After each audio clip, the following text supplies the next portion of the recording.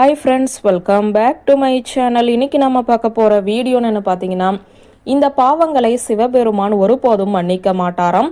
அவர்களுக்கு தண்டனை உறுதி. வாங்க இன்னைக்கு அதை பற்றி பார்க்கலாம். ஹிந்து மதத்தின் மிகவும் முக்கியமான கடவுள்களில் ஒருவர் சிவபெருமான்.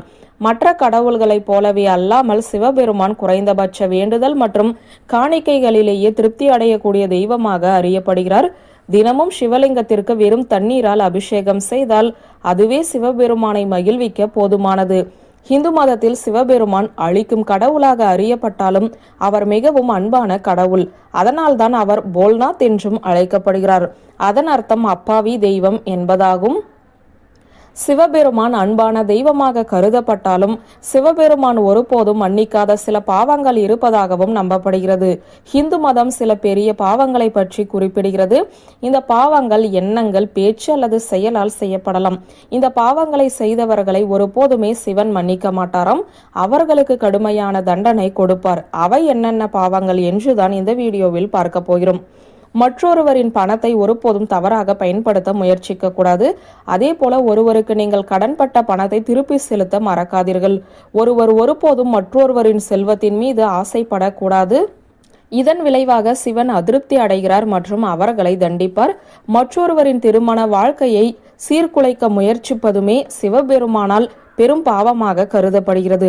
ஒருவர் மற்றொருவரின் மனைவியை சொந்தமாக்கிக் கொள்ள ஆசைப்படவோ அல்லது வேறு எந்த வகையிலும் அவர்களின் உறவில் பிரச்சனைகளை உருவாக்கவோ முயற்சிக்க கூடாது. அப்படி செய்தால் அவர்கள் மரணத்திற்கு பிறகு பெரிய தண்டனையை சந்திக்க நேரிடும்.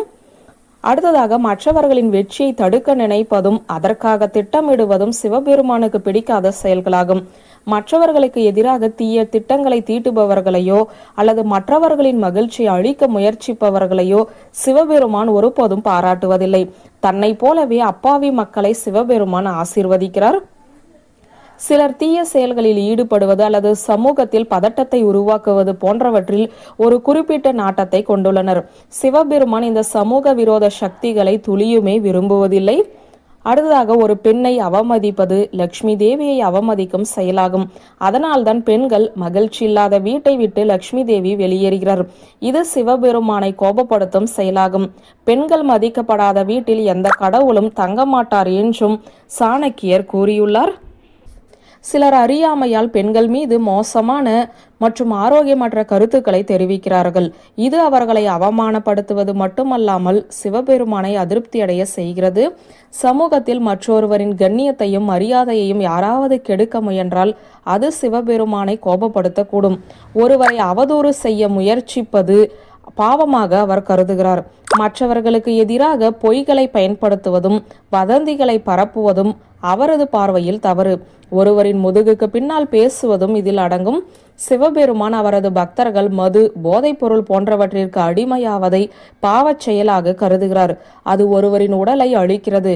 எனவே அவரை சேர்ந்தவர்களின் வாழ்க்கையையும் அழிக்கிறது.